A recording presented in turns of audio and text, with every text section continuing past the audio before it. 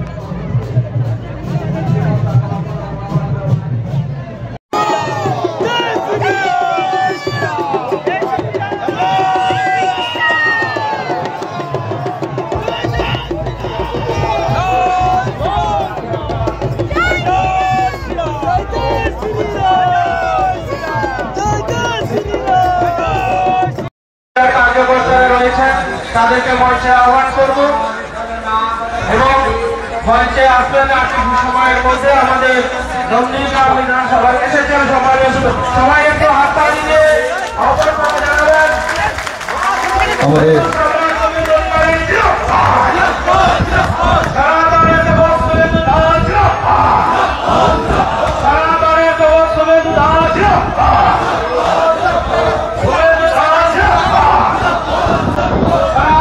জয় জয় শ্রীরাম, জয় জয় শ্রীরাম। রাম নবমী কি, রাম নবমী কি, সত্য সনাতন ধর্ম কি, হিন্দু হিন্দু হিন্দু হিন্দু হিন্দু হিন্দু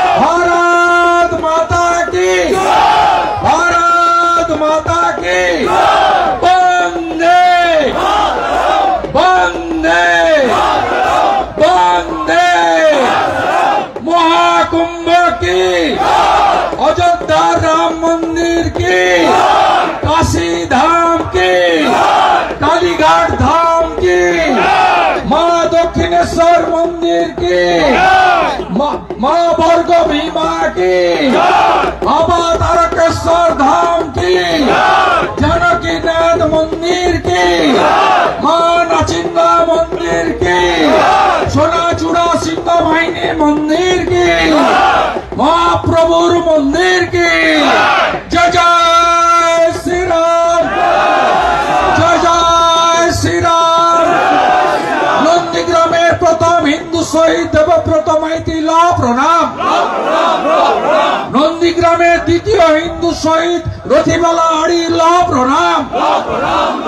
हिंदू शहीदेर रक्त, हिंदू शहीदेर रक्त, हिंदू शहीदेर रक्त। जय जय श्री राम, जय जय श्री राम। आरो जोरे जय श्री राम, आरो जोरे जय श्री राम। आकाश काঁপিয়ে जय श्री राम। সবাই মিলে जय श्री राम। আমরা সবাই जय श्री राम। जय जय श्री राम।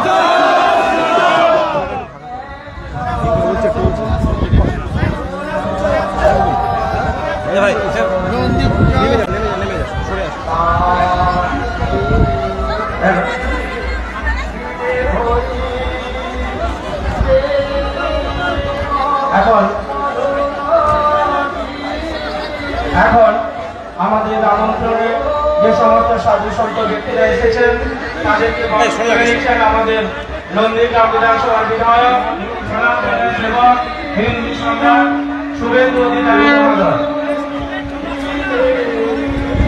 আমরা একটু মঞ্চ থেকে এখন আমাদের সাধু সন্তদের উত্তরীয় দিয়ে অভ্যর্থনা জ্ঞাপন করছেন হিন্দু সম্রাট, সনাতনের সেবক,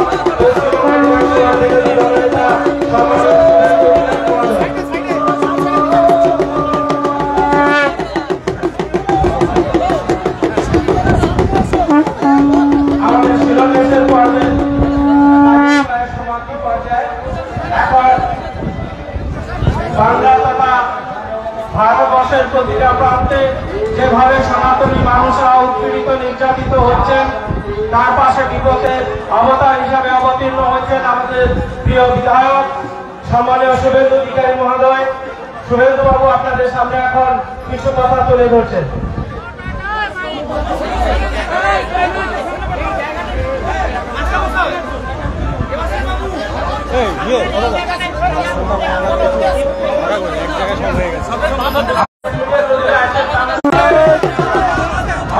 জানানো হলো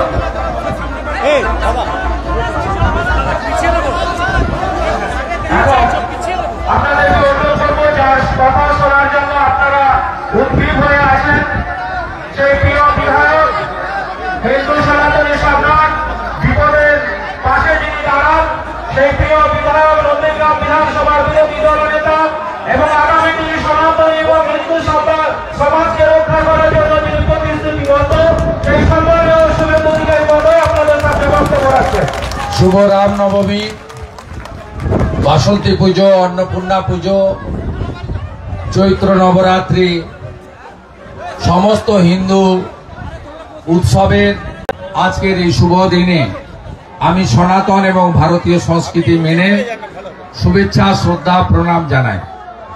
27 জন সন্ত এসেছেন, তারা আমার দণ্ডবত প্রণাম গ্রহণ করবেন। কল্পনা মহাপাত্র মাইতি, যিনি হিন্দু শহীদ দেবব্রত মাইতির সহধর্মিনী, যার হাত দিয়ে আজকে শিলান্যাস হলো, তাকে আমি আমার অন্তর থেকে শ্রদ্ধা, কৃতজ্ঞতা এবং সমবেদনা জ্ঞাপন করছি।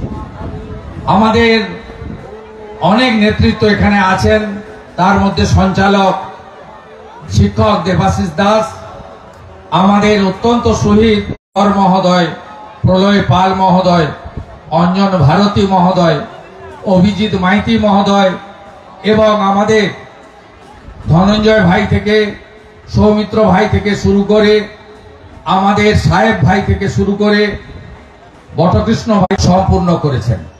আমি আমাদের সুনীল দা সহ অনেক বর্ষিয়ান এমএলএ শান্তনু ভাই, পবিত্র ভাই সহ অনেকে এসেছেন। আমার সোনাচূড়ার বোন খেজুরির প্রধান আছে আমাদের গোকুলনগরে, একযোগে প্রত্যেককে ধন্যবাদ জ্ঞাপন করি।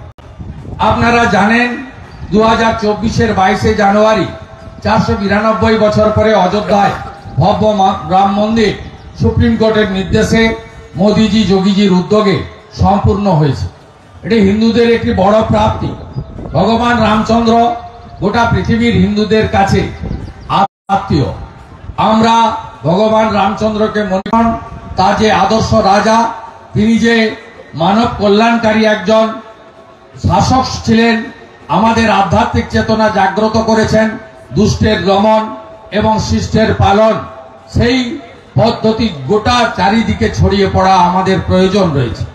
আমাদের প্রয়োজন রয়েছে যে সব জায়গায় যেভাবে আমাদের সনাতনীদের উপর বিশেষ করে পশ্চিমবঙ্গে আক্রমণ হচ্ছে, নানা পুজো পাঠ করতে গেলে বাধা দিচ্ছে।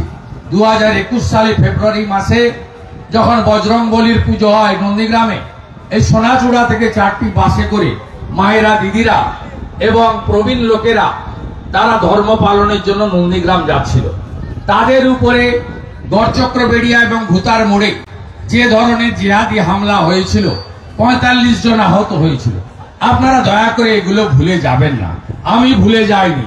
যেদিন পশ্চিমবঙ্গে শাসকের পরিবর্তন হবে, এই প্রত্যেকটা মামলা খুলে খুলে জিহাদিদের যেভাবে উল্টো ঝুলিয়ে সোজা করতে হয় উত্তরপ্রদেশের মতো, সেটা আমরা করে দেখাবো।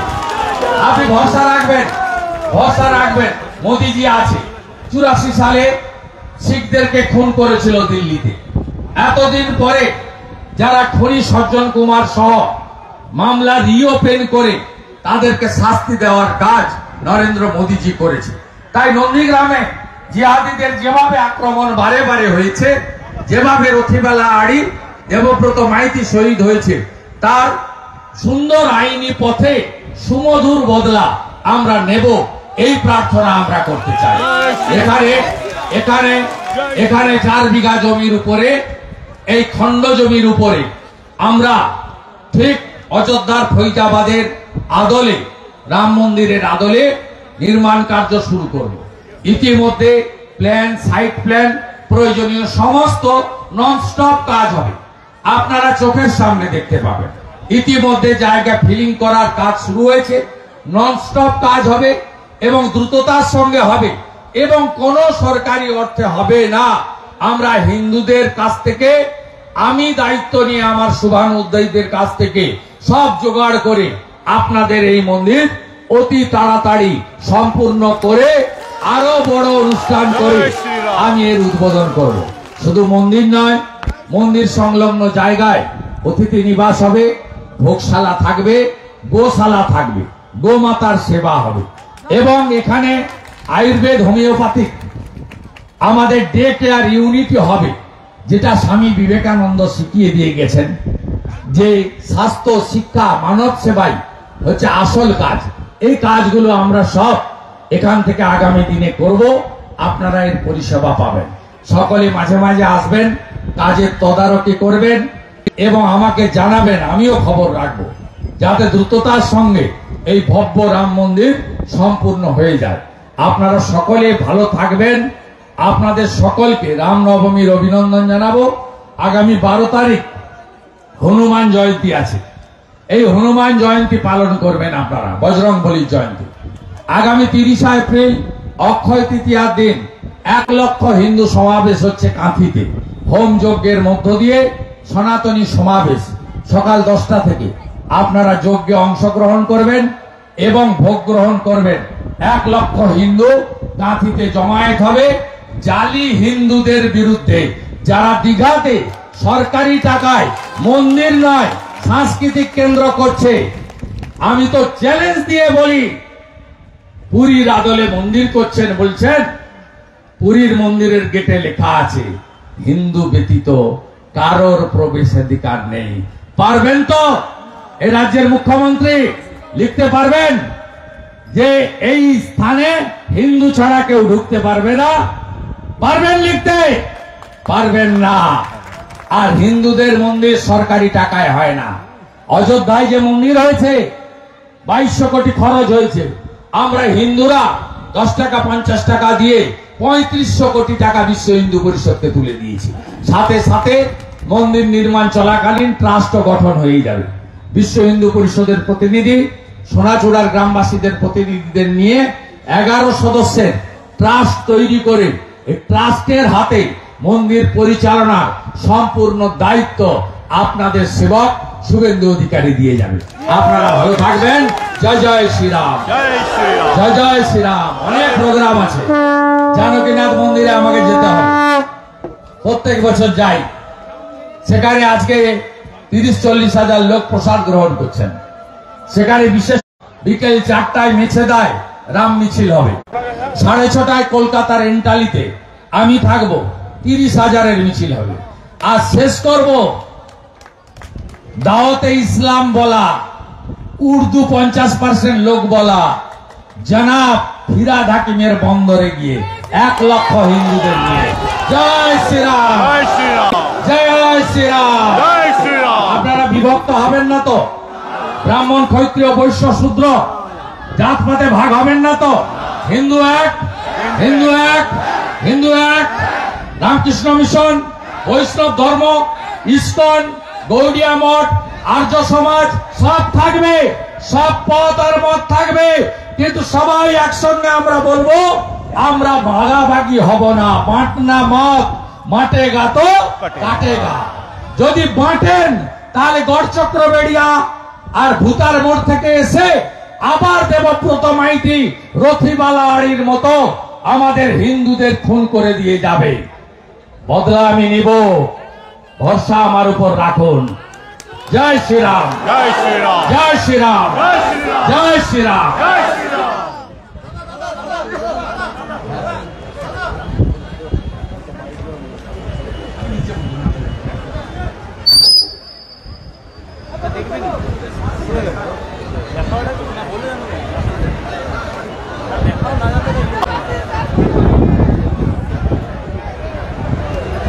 আমাদের প্রিয় বিধায়ক তার মূল্যবান বক্তব্য রাখলেন, আমরা তাকে আমরা কৃতজ্ঞতা জ্ঞাপন করি।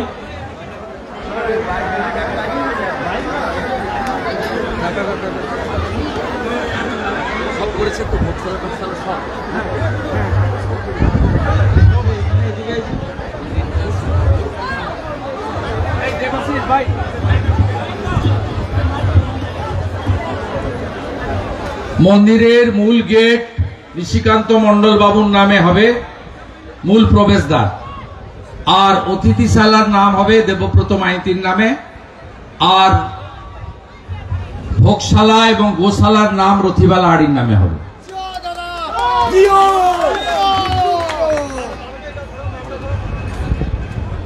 আমরা কৃতজ্ঞতা জ্ঞাপন করি আমাদের প্রিয় বিধায়ক মহোদয়কে। মহারাষ্ট্র, গুজরাটে কোথায়?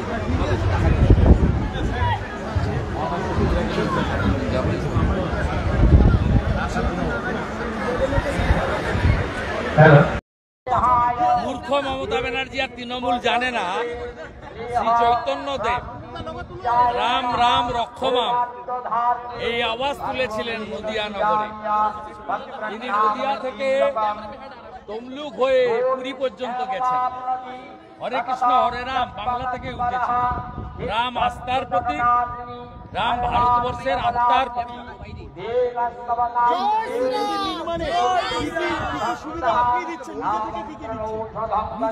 আমি জায়গা সংগ্রহ করেছি, বাকিটা লাগবে না, এমনিতেই উঠে যাবে। কোন লোকাল হিন্দুকে দিতে হবে না, এখানকার লোকের অর্থনৈতিক অবস্থা ভালো না। এই মন্দির করার জন্য লোক তৈরি, 10টা লোক আসবে, তৈরি করে দিয়ে চলে যাবে।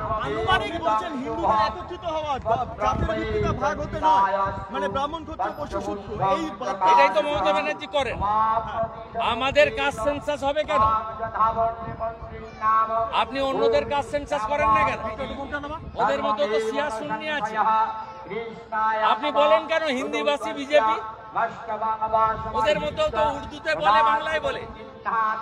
বলেন না তো একবারও যে উর্দু স্পিকিং মুসলমান বাংলায় মুসলমান বলেন হিন্দি স্পিকিং গুজরাট বাংলা চালাবে 21টা রাজ্যে বিজেপি আছে দিল্লি পেয়েছে এখানেও নেব সব হিন্দু একজোট হয়ে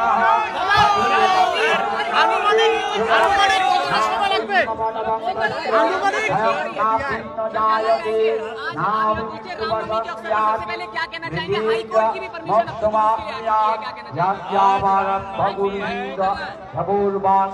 इस बार रामनवमी का जोश अच्छा है इसलिए भव्य राम मंदिर भी निर्माण हो गया है महाकुंभ भी हो गया है माहौल बहुत तगड़ा है योगी जी का बांटना मत स्लोगन चल रहा है मोदी जी का एक रहेगा तो सेफ रहेगा स्लोगन चल रहा है और बंगाल में तुष्टीकरण का राजनीति से लेकर सरस्वती पूजा से लेकर इस तरीके से राम भक्त के ऊपर हिंदू के ऊपर अत्याचार कर रहा है इसका खिलाफ इस बार हिंदू अपना ताकत दिखाने के लिए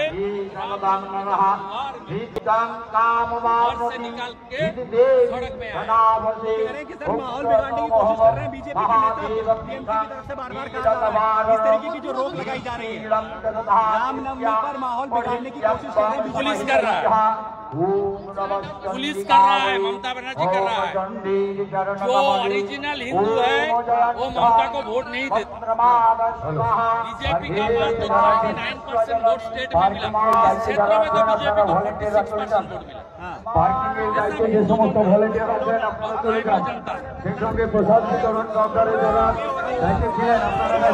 रामनवमी का जुलूस तक निकालने की अनुमति नहीं ये हालत हो गई निकल रहा है वो रोकने वाला नहीं है आज किसी का बात हिंदू लोग बंगाल में सुनने वाला नहीं है काल से जुलूस शुरू हो गया है आज सुबह से चल रहा है रात 10 बजे तक चलेगा पीसफुल तरीके से चलेगा सर ये शुरुआत हो गई है आप तो देख लिया 10,000 आदमी यहाँ है पीसफुल सर ये शुरुआत हो गई है निकालने के लिए मुस्लिम लीग सरकार चल रहा है राम मंदिर उद्घाटन का दिन 22 जनवरी इसका चीफ मिनिस्टर ने कलकत्ता में मिছিল किया महाकुंभ को मृत्यु कुंभ बताया हिंदू धर्म को खिलाफत कमेटी का प्रोग्राम ईद का दिन गंदा धर्म बताया ये बिगाड़ने का काम चीफ मिनिस्टर और उनकी सरकार कर रहा है सर आप लोगों ने सीधा संदेश दे दिया है कि यहाँ पर जो लोग हैं जो सनातन के लोग हैं वो एकजुट हो रहे हैं आपने कहा भी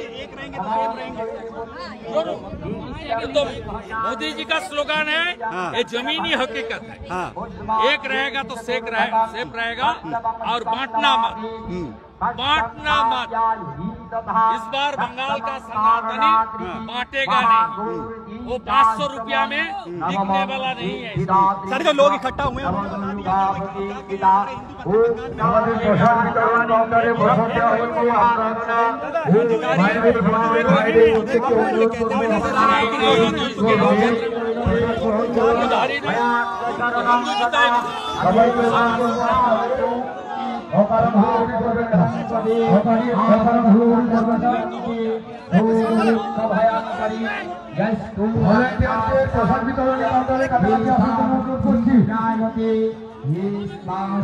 সবাইকে অনুরোধ করবো আপনারা